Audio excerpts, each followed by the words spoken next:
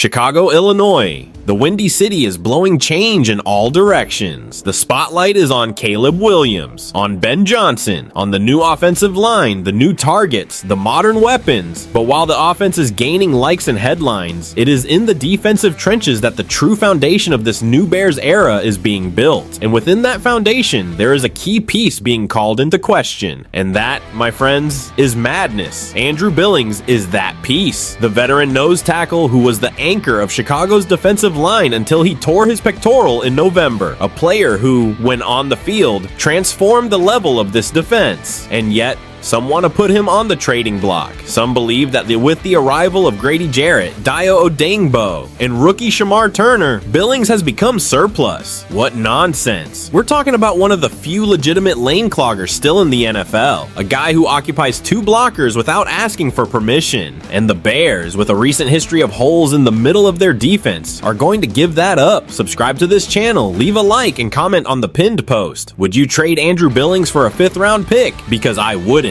Not today, not tomorrow, not ever. The reality is simple. Chicago has, for the first time in a long time, real depth on the defensive line. This isn't excess, it's arsenal. Shamar Turner can develop. Gervon Dexter has talent. Grady Jarrett brings experience. But none of them do exactly what Billings does. He holds the center. He frees up the linebackers. He changes the opponent's scheme. And there's more. The Bears' defense without Billings in 2024 was a disaster. It's in the numbers. It's in the eyes. It's on the tape. Chicago became a sieve against the run game. They lost physicality. They lost identity. With Billings on the field, the front 7 was respected. And that's precisely why Dennis Allen, the new defensive coordinator, knows he can't waste a player like this. He is not a luxury. He is a foundation. He is structure. Now, of course, there will be attempts to justify it. They will say he has an injury history, that he's 30 years old, that his snaps will be limited. But that's part of the plan. Having a player like Billings rotating and controlled snaps only increases his efficiency. He will be fresh in the 4th quarter.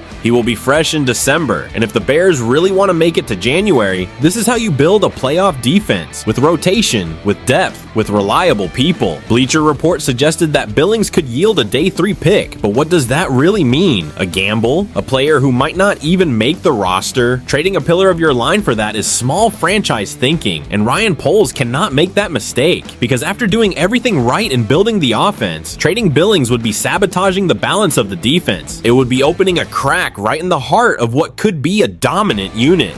Chicago is about to turn the page, to enter a new phase. But that only happens if the details are respected. Andrew Billings is one of those details. Quiet, heavy, reliable, and if anyone thinks that doesn't mean anything in the NFL, then they aren't paying attention.